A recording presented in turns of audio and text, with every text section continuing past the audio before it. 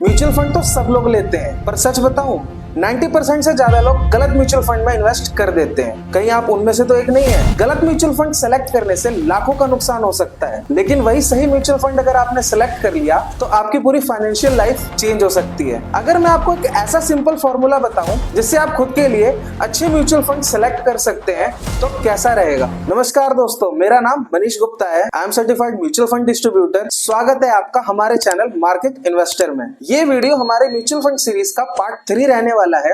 इससे पहले हमने 2 पार्ट बना दिए हैं। पार्ट 1 में हमने समझाया था कि म्यूचुअल फंड क्या होता है और ये कैसे काम करता है, और पार्ट 2 में हमने बताया था कि कितने टाइप के म्यूचुअल फंड्स होते हैं और आपके लिए कौन से बेस्ट हो सकते हैं। अगर वो वीडियोस आपने मिस कर दिए हैं तो आप हमारे डिस्क्रिप्शन और आई बटन के लिंक से उस वीडियो को देख सकते हैं। तो चलिए हम अपने पार्ट 3 को शुरू करते हैं। तो दोस्तों, किसी भी म्यूचुअल फंड को सेलेक्ट करने से पहले आपको 2 सवालों के जवाब पहले से ही पता होने चाहिए। पहला सवाल ये है कि आप म्यूचुअल फंड के लिए क्यों इन्वेस्टमेंट करना चाहते हैं, आपका गोल क्या है। क्या आपको कार लेनी है या फिर घर लेना है, या आपको अपनी रिटायरमेंट प्लानिंग करनी है, या फिर आपको एक अच्छी खासी वेल्थ जनरेट करनी। दूसरा सवाल ये है कि आपके पास कितना टाइम होराइजन है, यानी आपका जो ये गोल है इसको आप कितने टाइम में पूरा करना चाहते हैं। चलिए इसको हम रियल लाइफ एग्जांपल से समझते हैं। मान लीजिए एक राजू नाम का लड़का है, उसको एक कार लेनी है जिसका प्राइस 10 लाख का है, और वो चाहता है कि इस कार को ये 5 साल के बाद परचेज करे। तो इस हिसाब से राजू का तो एक गोल क्लियर है कि उसको कार लेनी है, इसी के साथ उसका टाइम होराइजन क्लियर है कि उसके पास 5 साल है। तो राजू के पास अच्छा खासा टाइम है, तो वो क्या करेगा,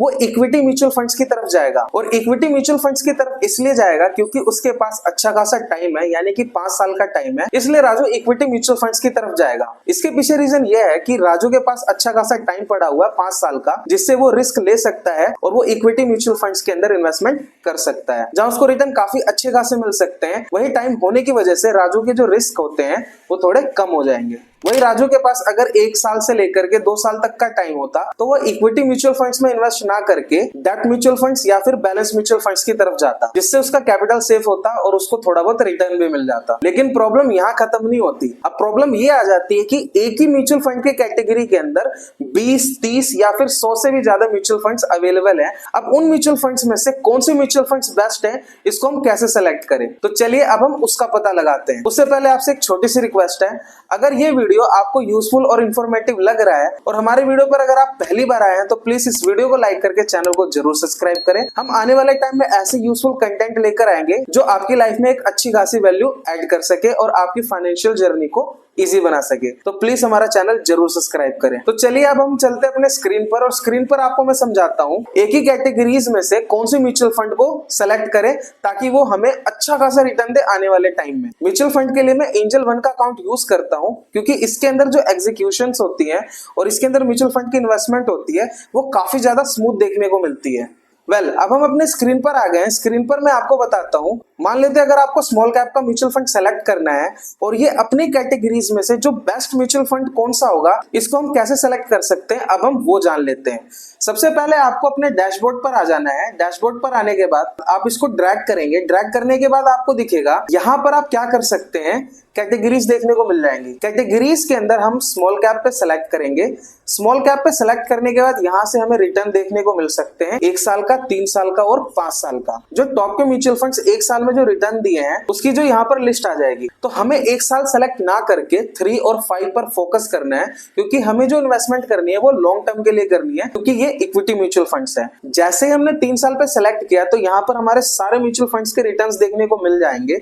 हमें यहाँ पर टॉप के 5 सेलेक्ट करने हैं। टॉप के 5 यहाँ पर हम सेलेक्ट करके देख लेते हैं। यहाँ पर जैसे बंधन small cap, ITI small cap, Invesco small cap, point small cap. इसके बाद हम चेंज कर देते हैं इसको 5 ईयर का।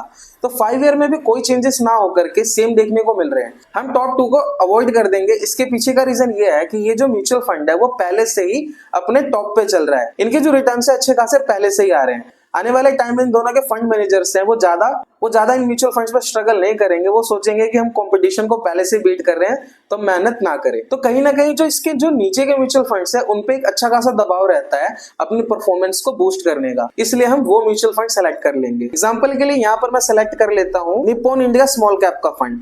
अब मैं जैसे इस पे क्लिक करता हूँ, क्लिक करने के बाद यहाँ पर डिटेल्स आ जाएंगी।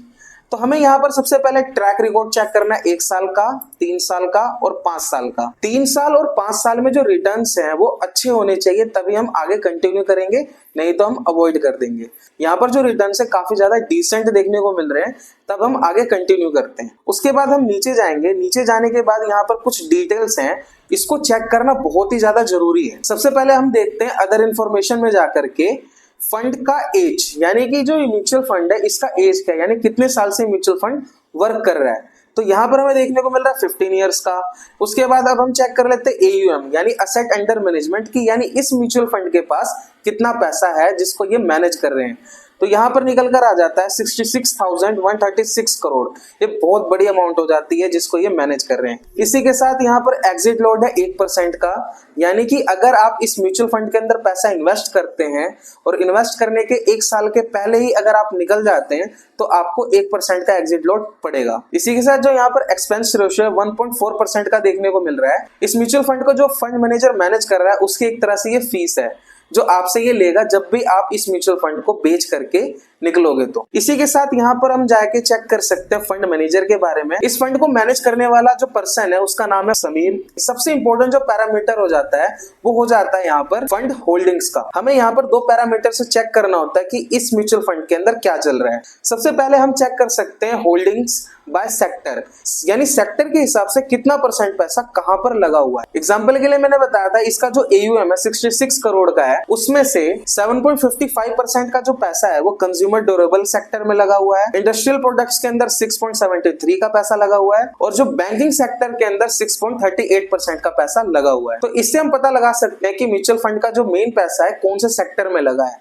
और ये आने वाले टाइम में सेक्टर ग्रो कर सकते हैं नहीं कर सकते, ये आपका कॉमन सेंस होना चाहिए।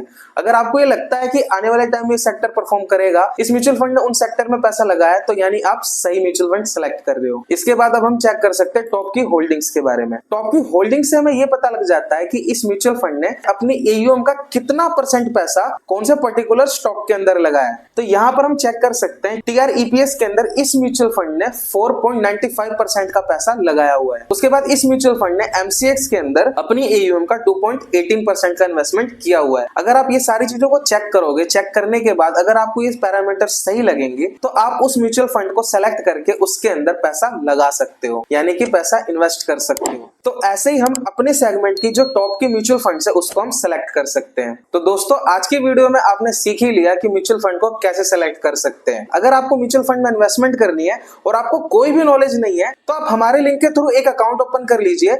हमारी प्रोफेशनल्स की टीम आपको कॉन्टैक्ट करेगी और आपकी हेल्प करेगी म्यूचुअल फंड के अंदर पैसा इन्वेस्ट कराने में। सो ऐप का लिंक डिस्क्रिप्शन में है, तो आप वहां से जाकर के अपना एक अकाउंट ओपन कर सकते हैं। बाकी इन वीडियोस का रेफरेंस लेकर के आप इन्वेस्टमेंट करना सीख सकते हैं। नेक्स्ट पार्ट के अंदर हमने बात किया कि म्यूचुअल फंड के अंदर स्टेप बाय स्टेप कैसे इन्वेस्टमेंट करें। अगर आपको नेक्स्ट वीडियो देखनी है तो आप यहाँ पर क्लिक करके देख सकते हैं। बाकी ये वीडियो काम की लगे तो इस वीडियो को लाइक करके हमारे चैनल को जरूर सब्सक्राइब करें। मैं मिलता हूँ आपको इस वीडियो के अंदर, तब तक के लिए आप अपना ख्याल रखिए। गुड बाय, जय हिंद।